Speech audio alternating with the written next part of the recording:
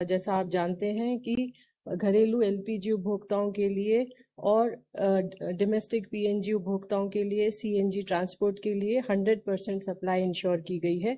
इसके अलावा commercial LPG भी 70% तक रेस्टोर कर दी गई है।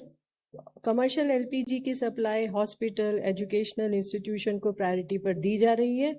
इसके अलावा फार्मा, स्टील, सीड, एग्रीकल्चर इत्यादि सेक्टर्स को भी प्रायोरिटी दी जा रही है।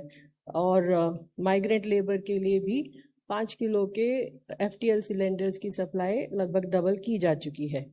इस सब के चलते हमारे एलपीजी सप्लाई नॉर्मल है और किसी भी डिस्ट्रीब्यूटर पर कोई ड्राई आउट रिपोर्ट नहीं है।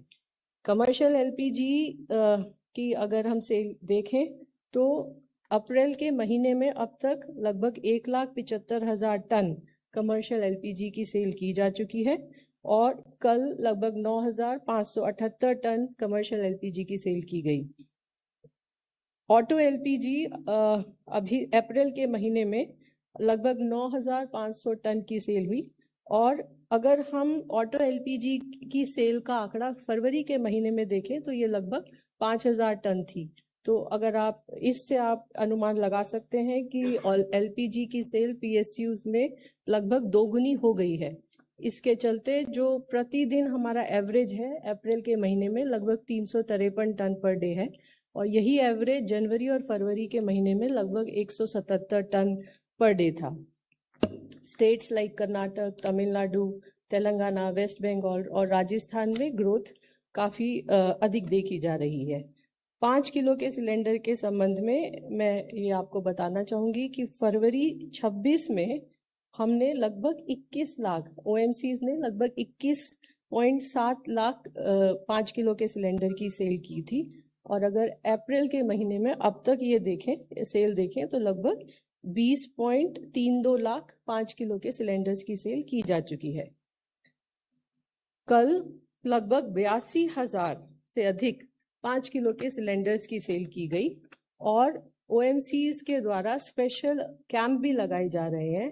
अभी तक 3 अप्रैल से लगभग 9,350 अवेयरनेस कैंप किए गए हैं और इन कैंप्स में भी 1,53,000 से अधिक 5 किलो के सिलेंडर्स की सेल की है।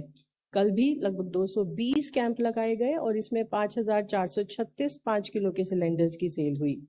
नेचुरल गैस के संबंध में जैसा कि आप जानते हैं कि डोमेस्टिक को तो प्रोटेक्ट किया ही जा रहा है, इसके अलावा फर्टिलाइजर्स को भी 95% तक पीएनजी की सप्लाई रेस्टोर एलोकेशन किया जा रहा है।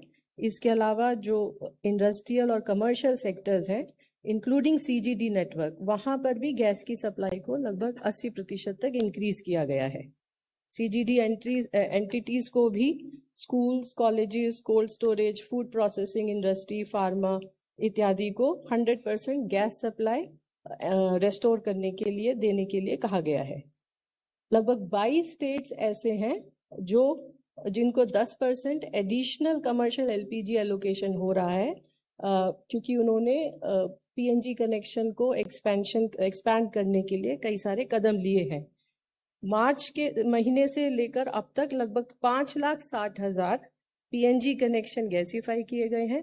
2,64,000 एडिशनल कनेक्शंस के लिए इंफ्रास्ट्रक्चर क्रिएट किया गया है और 6,29,000 से अधिक नए कंज्यूमर भी रजिस्टर हुए हैं।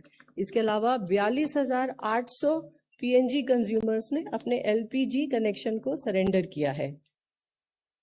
रिटेल आउटलेट्स पर सब रिटेल आउटलेट्स भी नॉर्मल ऑपरेट कर रहे हैं, परंतु कुछ स्थान से हमको पैनिक बाइंग देखने को मिल रही है।